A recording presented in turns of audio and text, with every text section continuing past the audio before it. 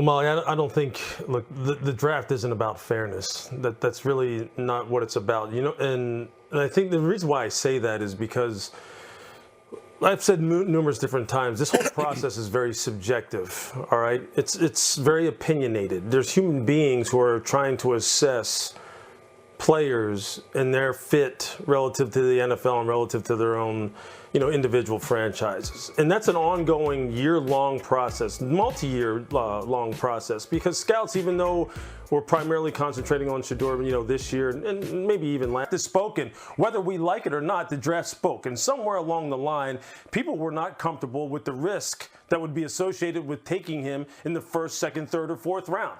That doesn't mean I agree with it. That doesn't mean that anybody agrees with it. That just means that that's what the teams felt. So now for him, he's going to have to go back and look at that process and say, hey, look, what was it during that process that somehow made these people, meaning the 32 teams, feel as though I wasn't worthy of being picked much higher than I was? Pay attention to those things. Make the kind of course corrections that he needs to, and now compete his rear end off to win the job, which he is fully capable of doing in Cleveland. I think the NFL sent the message. And the message that was sent was, you are not that guy. Or, as people like to say, you are not him. Because what I've seen, and what many folks have seen year after year after year, if you have that type of talent, regardless of off the field, interviews, guess what? You're going to get picked high, because the NFL teams are in the winning business. They're not in the business of allowing elite talent to just continue to fall. It just doesn't happen that way. Do we see guys slip some? Absolutely. We've seen guys have egregious things in their background where they might slip, but ultimately the NFL is in a talent acquisition business. If they feel like a guy can help us win right now, they're not going to sit there and pass over a guy time after time after time. And so when you talk about Shedeur Sanders, that's part of the equation.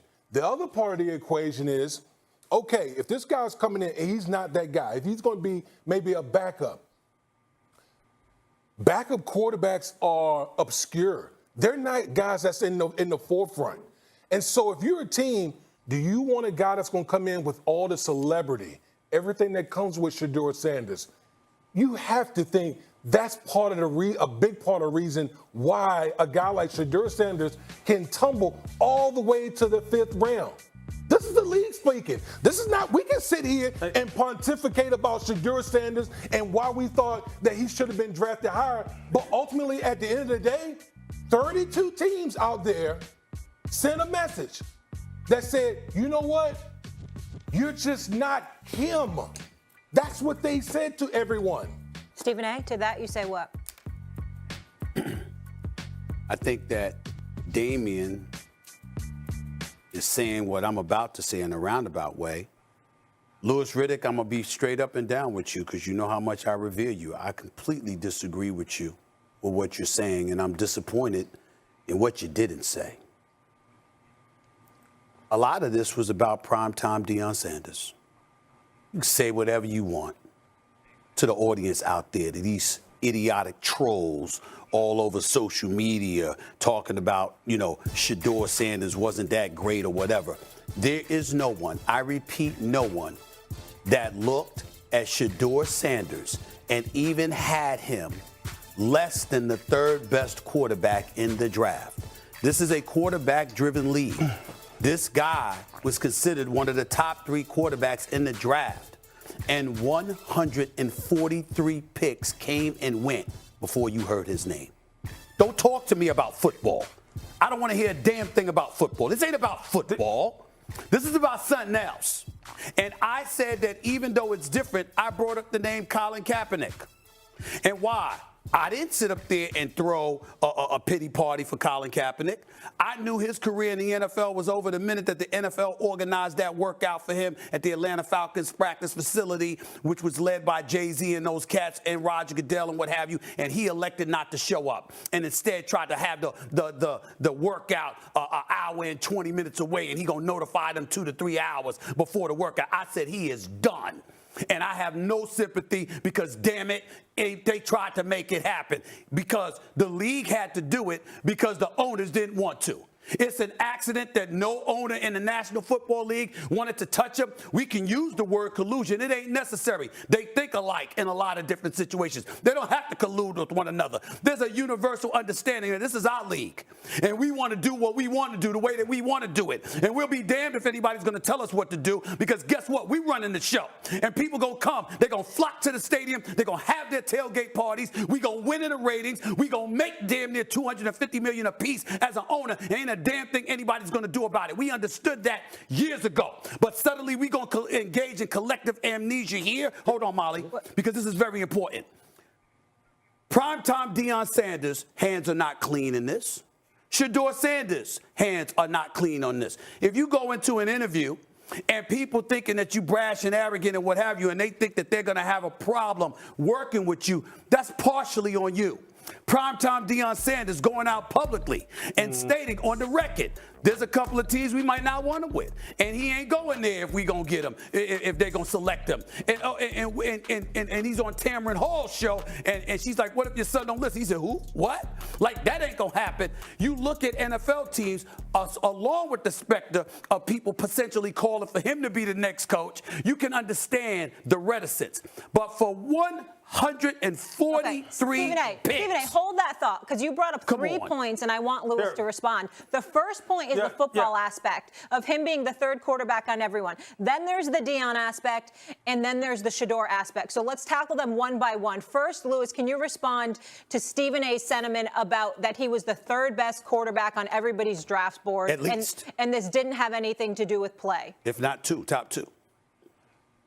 Look, like I said, evaluating players is highly subjective. Do I believe that he was – okay, let's just put it this way. Do I believe that he was worse than Dillon Gabriel, who I love? I love Dillon Gabriel as a person, watched him live as a player multiple times. No, he's better than Dillon Gabriel. That's right. He's a better football player than Dillon Gabriel. Okay, as simple as that. What I wanted to say, though, is this. Stephen, I've said multiple times, of course Deion's specter, Deion's aura, Deion's presence has something to do with this. That's what I'm talking about when I'm talking about the process that has nothing to do with on the football field. When teams are evaluating Shedeur from January, February, March, April, all of that comes along with him, the people who are with him, the people who are going to be his inner circle. How is he going to be as far as how's he going to be advised? All the people who play a prominent role in his life and they're advising him, directing him, influencing him. Of course, teams evaluate all of that. Some people are going to be very, very influenced and very intimidated by the magnitude of Deion Sanders. Of course they are. Of course they are. What I said, though, was this. When you're going through this process, you have to do a certain amount of making sure that you convince the 32 different teams that they're going to get something that does nothing but benefit their organization on and off the field. And you have to eliminate as many questions as you can, so then it really just becomes about your play on the field. Because his play on the field warranted him being picked much higher than he was picked. But this was not about that. This was about everything else. I know it was about everything else because there was no other reason for him to fall. This was about the process, to me, from January up until the day that the draft happened, that somewhere along the line teams got uncomfortable with it. I feel like it's so layered. It's so layered. Well, but let's get into the layers. You'll never get a straight answer about it. We're dancing around it. So why is Deion to blame? Or how could Shedeur have been better in the interviews? Like, let's get to what really went down. Well, go ahead. Go ahead, Lewis. Go ahead. No, I'll say this. Look, Fifth round. The greater the top. Chào tất cả mọi người đã quay trở lại với kênh của mình. Ngày hôm nay mình sẽ tiếp tục hướng dẫn các bạn làm vòng. Và hôm nay của mình sẽ có tiêu đề là túi bóng. Mọi người, hôm nay tiêu đề mình có là lót chuột. Bây giờ mình bắt đầu làm nha.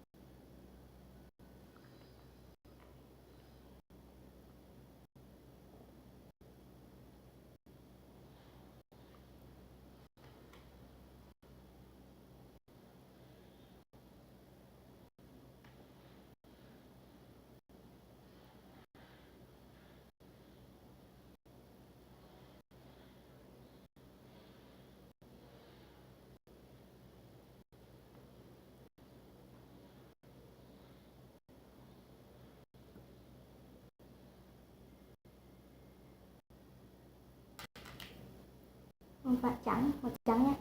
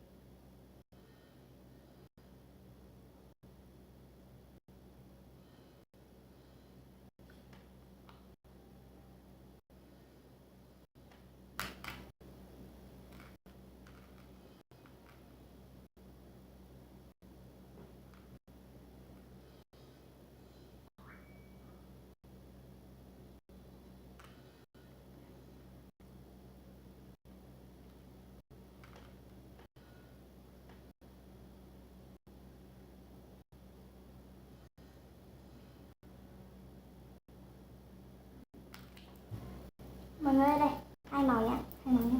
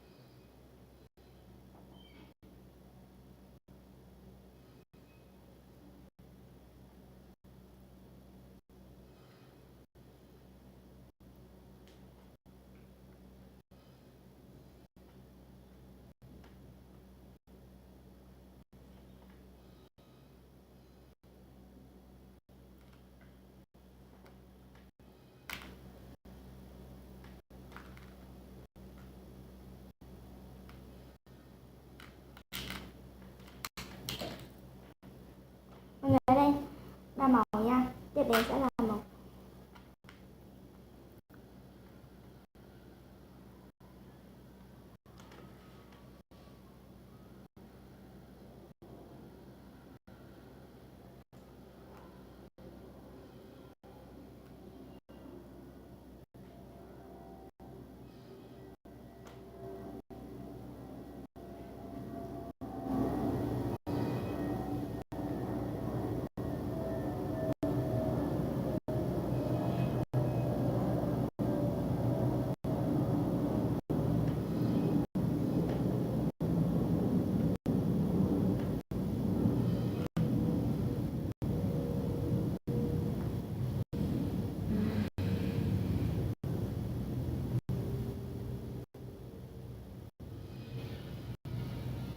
Ô, không thấy con dâu nữa nhỉ?